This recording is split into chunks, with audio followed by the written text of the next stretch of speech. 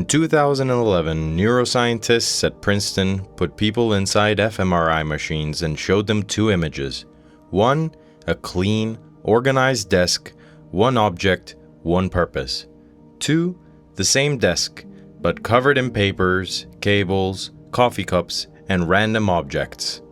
What happened in the brain was not subtle. The cluttered desk activated the brain's threat detection system, the same neural circuitry that fires when you sense danger, when you hear a noise in the dark, when something feels wrong but you can't name it. The participants weren't anxious people. They weren't diagnosed with anything. They were just human beings with human brains. And their brains, without being asked, without any conscious decision, looked at that messy desk and said, "This is a problem that needs to be solved." Now think about the room you woke up in this morning. Here is something nobody tells you about clutter. It is not a visual problem, it is a cognitive one. Every single object in your environment that is out of place, unresolved, or unfinished registers in your brain as an open loop, a task that hasn't been completed, a decision that hasn't been made. And your brain, specifically your prefrontal cortex, the part responsible for focus, decision-making, and self-control, cannot fully ignore open loops. It keeps a background tab open for each one, running quietly, consuming processing power you don't know you're spending.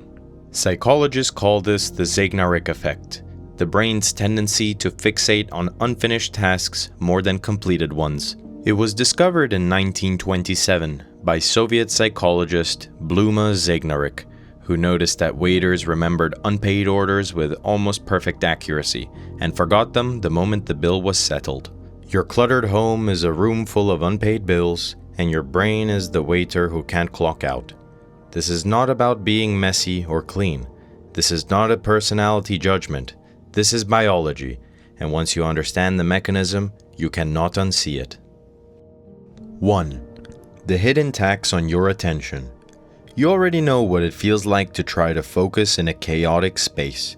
The restlessness, the difficulty staying on one thing, the strange exhaustion that sets in even when you haven't done much. What you might not know is the name for what's happening: cognitive load. Cognitive load is the total amount of effort your working memory is using at any given moment. It has a hard limit. When you exceed it, your ability to think clearly, make good decisions, and regulate your emotions degrades, measurably, predictably, and fast. A 2019 study published in the Journal of Environmental Psychology found that people in cluttered environments made significantly worse decisions and reported higher levels of emotional exhaustion, not because they were thinking about the clutter, but because their brains were processing it automatically, beneath the level of conscious awareness. You were never distracted by the mess. Your brain was just quietly paying the tax. Every hour, every day. Ask yourself honestly, how many hours a week do you spend in environments that are charging you this tax without your knowledge? 2.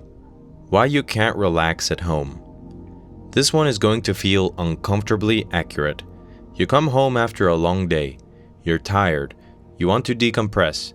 You sit on the couch, and somehow, you still can't fully relax. There's this low hum of something, a vague sense that you should be doing something. That something isn't finished.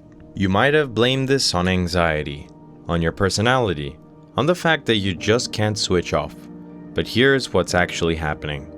Your home is supposed to be what psychologists call a restorative environment, a space that allows your nervous system to shift from sympathetic mode, alert, reactive, stress response, to parasympathetic mode, calm, present, recovered. This shift requires one critical thing: the perception of safety. And your brain cannot perceive a space as safe when it is full of unresolved signals. The pile of laundry on the chair, the dishes in the sink, the papers on the table. Each one is a small, silent voice saying, "Not finished, not resolved, not safe to rest yet." You are not someone who can't relax. You are someone whose brain was never given the conditions to relax. There is a profound difference. 3. The Japanese understood this without fMRI machines. Centuries before neuroscience could explain it, Japanese philosophy had already built an entire aesthetic around this principle. The concept of ma, the deliberate use of empty space, wasn't just an artistic choice, it was a psychological one. Empty space in a room is not absence, it is permission. Permission for the eye to rest, permission for the mind to stop scanning for unresolved inputs. And soji, the daily ritual of cleaning practiced in temples, schools, and homes across Japan, wasn't about hygiene. The monks cleaning their monastery at 4 a.m. weren't worried about dust. They were performing a cognitive reset, clearing the physical environment as a direct act of cleaning the mental one. What they understood intuitively, neuroscience now confirms. The boundary between your outer environment and your inner state is far more permeable than we like to believe. Your space is not just where you live, it is part of how you think. 4. The minimal effective dose.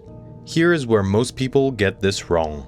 They hear, declutter your space, and they picture a weekend project, a complete overhaul, every drawer emptied, every surface cleared, a total transformation that requires energy they don't have. And because that feels impossible, they do nothing. But the research doesn't support the need for total transformation. It supports something much more achievable, the minimal effective dose. A study from the University of New Mexico found that even small, localized reductions in visual clutter, a single cleared surface, one organized drawer, produced measurable improvements in focus and reported well-being within 24 hours. Not a clean house, one cleared surface. This is the principle of Kaizen applied to your environment. Not revolution, but the smallest possible improvement applied consistently. You don't need to transform your home this weekend. You need to identify one surface you look at most and clear it today. That single act sends a signal to your nervous system that something has been resolved. One open loop, closed. One background tab, shut. And your brain, your threat-detecting, Zeigneric-haunted, always scanning brain, will notice. 5. What happens when you actually do it? People who systematically reduce the cognitive load of their environment report something that surprises them every time. Not just that they feel calmer, but that they feel more like themselves. Because here's what's happening beneath all that clutter. You were spending so much mental energy managing your environment that you had very little left for anything else. For the people you love, for the work that matters, for the thoughts that deserve space. The minimalism that actually changes your life isn't the aesthetic kind, the white walls and empty shelves of Instagram. It's the cognitive kind, the decision to stop paying a tax you never agreed to reclaim the processing power your brain was quietly spending on things that were never worth it. Your environment is a choice. It may not feel like one, but every object that stays in your space, out of place and unresolved, is a choice you're remaking every single day. The question isn't whether you have time to deal with the clutter. The question is whether you can afford to keep paying the cost of not dealing with it. That Princeton study from 2011 found one more thing worth knowing.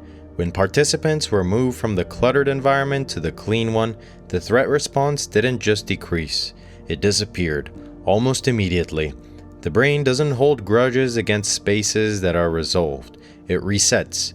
It recovers. It returns to baseline with a speed that should feel like very good news. You're not someone damaged by years of living in chaos. You are someone whose brain has been waiting, patiently, persistently, for permission to rest. Clear one surface today, close one loop, and notice what your mind does when it finally has room to breathe.